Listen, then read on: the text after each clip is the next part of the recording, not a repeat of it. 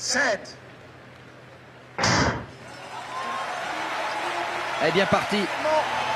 Il y a eu un petit problème de passage, rien du tout, mais ça va être très dur parce que le podium est dessiné là-bas. Eh ouais, c'est les 3 favoris devant. Ce sera pas suffisant. Ah, ça revient fort, elle revient fort.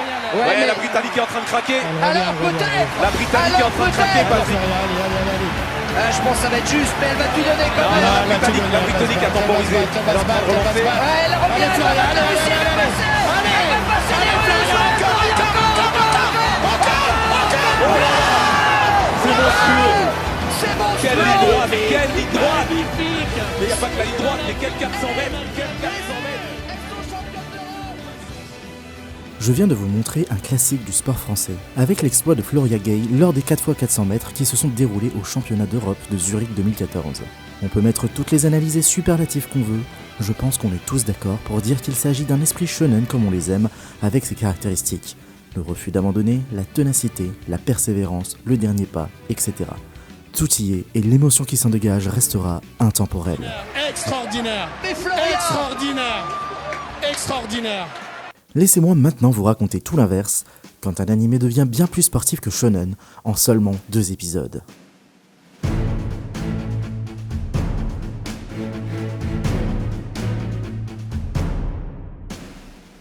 Bonjour et bienvenue dans cette vidéo de Kurofidi. Aujourd'hui, j'aimerais me prêter à l'exercice complexe de vous transmettre ce que j'ai pu ressentir dans une série via une forme pas mal en vogue en ce moment. Ouais, c'est bien ça. Mais la vraie complexité, c'est qu'on va faire ça avec un animé qui est vraiment, mais vraiment difficile à vendre, tellement l'emballage peut sembler répulsif si on n'ouvre pas ses chakras. Et pourtant, vous êtes sûrement passé à côté de l'une des meilleures histoires de sport à suivre, et ce, avec le sport le plus improbable, les courses de chevaux.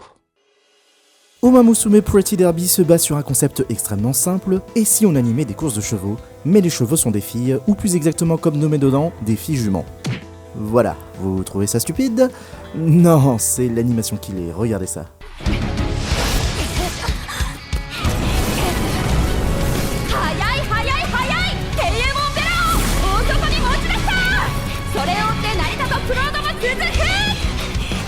Ok, j'ai triché, c'était un OAV, mais si j'ai déjà piqué de l'intérêt grâce à ça, c'est un beau pas, et au final, l'animation pure n'aura aucune importance ici. Épisode 1, Tokai Teiyo. Notre histoire commence par une introduction de notre future championne à son jeune âge. On y découvrira son admiration de son modèle et sa volonté de lui ressembler.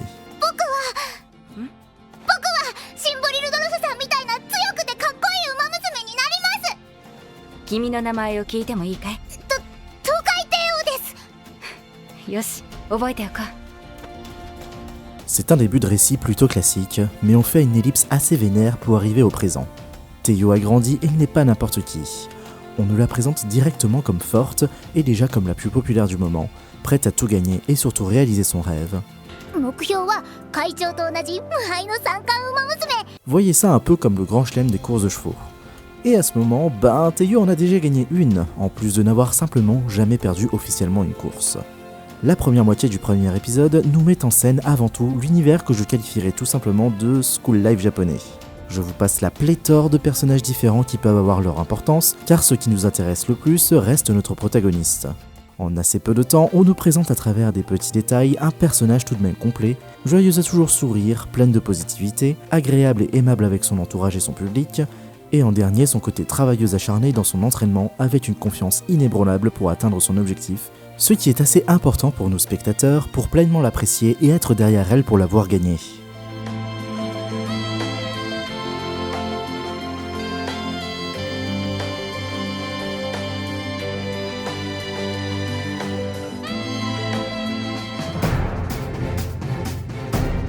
Jour de course, tous les yeux sont rivés sur elle.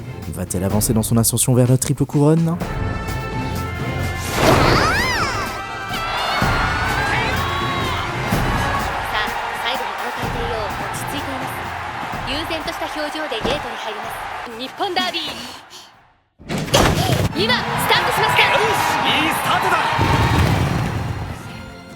Je ne vais pas rallonger inutilement la scène car le résultat est sans équivoque. Teiyo domine la course sans difficulté.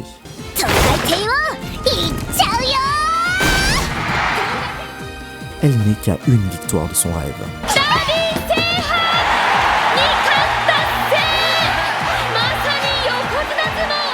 Et j'ai oublié de vous prévenir qu'en cas de victoire, il se passe un truc extrêmement japonais. Mais je vous prie de rester bien les yeux ouverts, parce que non seulement c'est le genre de moment où ils mettent bizarrement le paquet sur l'animation, mais surtout, la scène qui suit a une importance capitale dans cette histoire. Musique.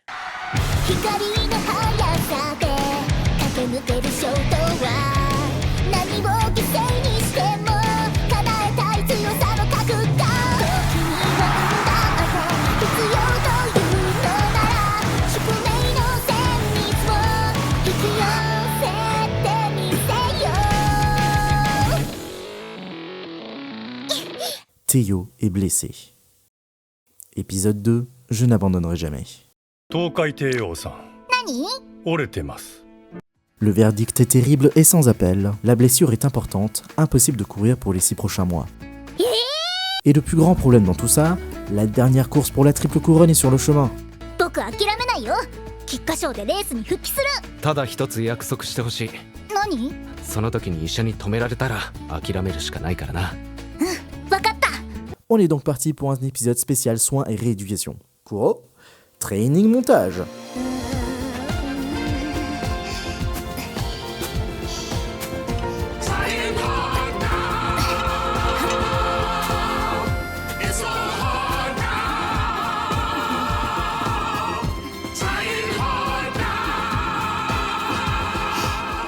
Tout le monde s'inquiète pour elle, et le coach, qui était assez maltraité dans la saison 1, brille vraiment dans cet épisode pour l'apprécier à sa juste valeur, une personne de cœur qui souhaite le meilleur pour ses athlètes.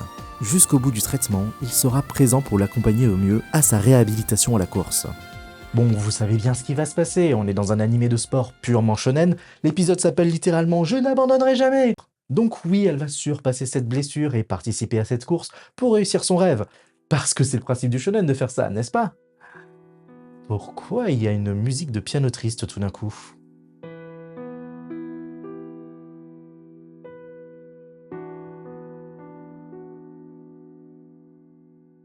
Une promesse est une promesse, elle ne participera pas à la course. Et non, il n'y aura pas d'entourloupe de shonen miraculeux qui, grâce à n'importe quel esprit d'amitié ou de persévérance, va la faire se tenir debout sur la piste. Teiyo est dans le public, Teiyo est condamnée à regarder son rêve se briser devant elle.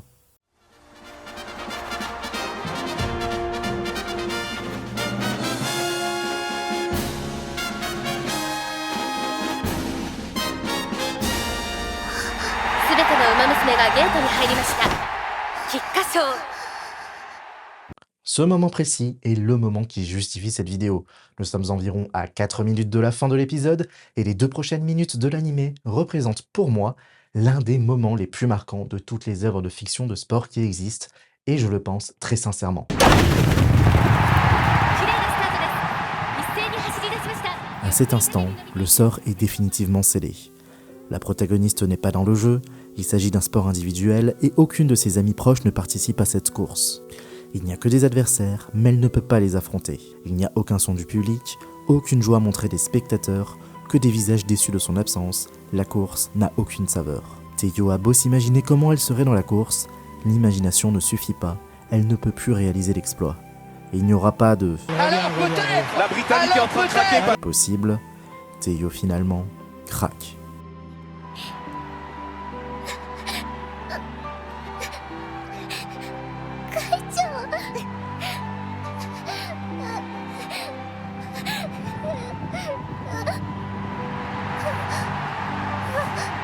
Mais la course continue. Et dans son énergie, des voix s'élèvent.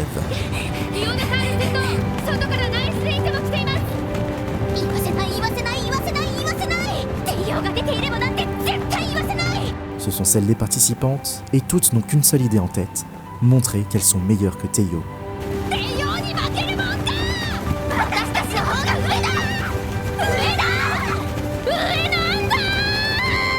À cet instant, sur la piste ou non, Teiyo est déjà une rivale de légende qu'on ne peut oublier. Elle en prend pleinement conscience.